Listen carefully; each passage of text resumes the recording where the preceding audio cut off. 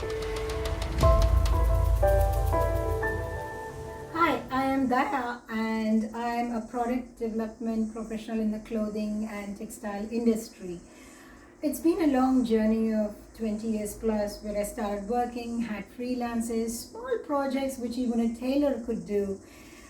And I would like to share you on a bit of what it is to be a product development professional when you're working for somebody or you're doing something on your own, whether you're a boutique owner or you are a supplier or you're a freelancer where you just do tech packs or you do CAD or you're doing a freelancing of even making samples. It all comes to one thing where it is the development of the products that actually need to bridge between the conception as well as the practicality of getting it done, the costing, the marketing, and reaching the end consumer.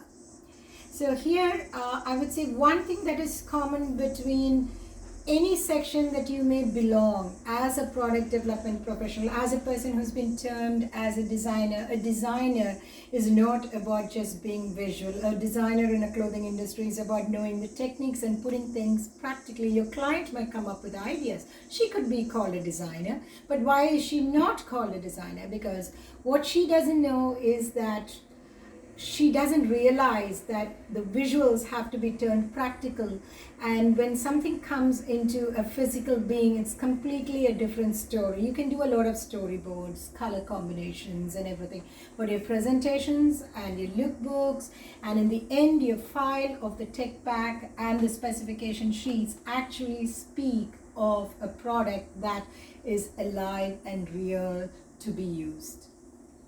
So what is important is that you're technically sound.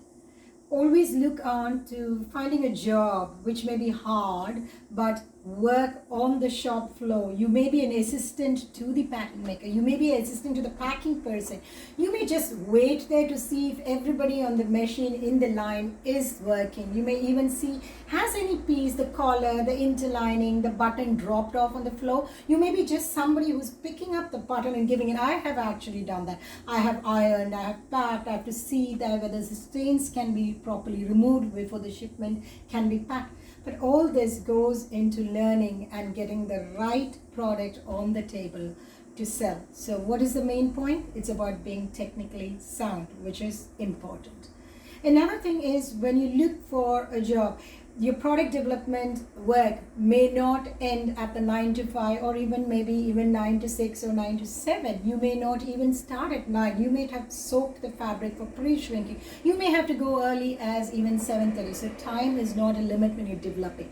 But the joy of it is you are not just bringing out a sample. Being a product development professional lets you touch all aspects of the clothing industry, where there is techniques, sourcing, designing, creativity to its ultimate of what you can bring about, and putting it practically with all the techniques as well as bridging with the marketing department and also sourcing. So it's an amalgamation of the whole industry, and you hold the best of what you can learn when you start off as a product development professional.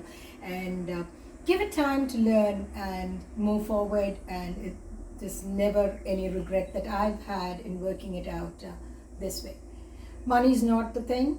As you perform, the more time you're giving and the more involvement you have to bridge between all the departments helps you climb the ladder faster than a person who's sitting at the desk and calling the cards as to who to sell it to and who not to. Thank you.